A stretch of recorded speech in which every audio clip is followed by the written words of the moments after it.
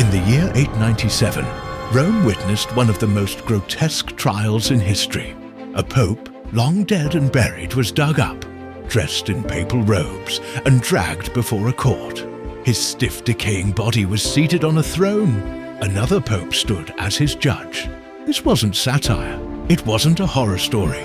This was real, and it became known as the Cadaver Synod, the day the Catholic Church literally put a corpse on trial. To understand how something so bizarre could happen, we need to look at Rome in the late 9th century. The papacy was not the stable institution it is today. Instead, it was a brutal power game. Noble families fought for control. Emperors and kings tried to bend the Pope to their will. Assassinations, poisonings, and political intrigue were commonplace. At the center of this chaos was Pope Formosus. He became Pope in 891. Some saw him as a strong leader, others as a dangerous rival. He made enemies, powerful ones. Formosus died in 896, and you might think that would end his troubles. But in death, his enemies struck harder than ever. His successor, Pope Stephen VI, hated him. Whether out of personal vengeance or political pressure, Stephen ordered Formosus' corpse exhumed. Months after burial, the body was dragged from its tomb, clothed in full papal regalia, and seated in the Lateran Basilica as if alive. Then came the trial. Formosus was charged with crimes: usurping the papacy, violating canon law, betraying Rome.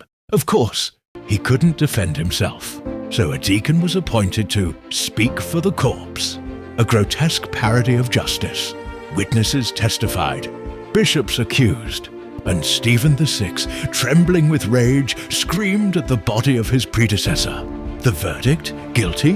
Formosus was stripped of his sacred robes. His 3 fingers of blessing were cut off. His body was dragged through the streets of Rome and thrown into the Tiber River. This wasn't just punishment. It was humiliation designed to erase Formosus from history. But the grotesque spectacle backfired. The Cadaver Synod shocked the people of Rome. Even in an age of brutality, putting a corpse on trial was too much. Riots erupted. Pope Stephen VI himself was soon deposed, imprisoned, and strangled to death. Formosus' corpse was recovered from the Tiber and reburied with honor. Later, popes annulled the trial and tried to erase the embarrassment from history. And yet, the Cadaver Synod remains one of the most infamous moments in papal history. A story so absurd it feels like black comedy, yet deadly serious in its consequences. The Cadaver Synod forces us to ask, how far can power and hatred go when a pope can put another pope's corpse on trial?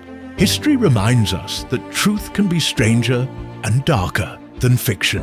If you enjoyed this story and want more bizarre history, from dancing plagues to ghost ships, make sure to subscribe. There are countless forgotten tales still waiting to be uncovered.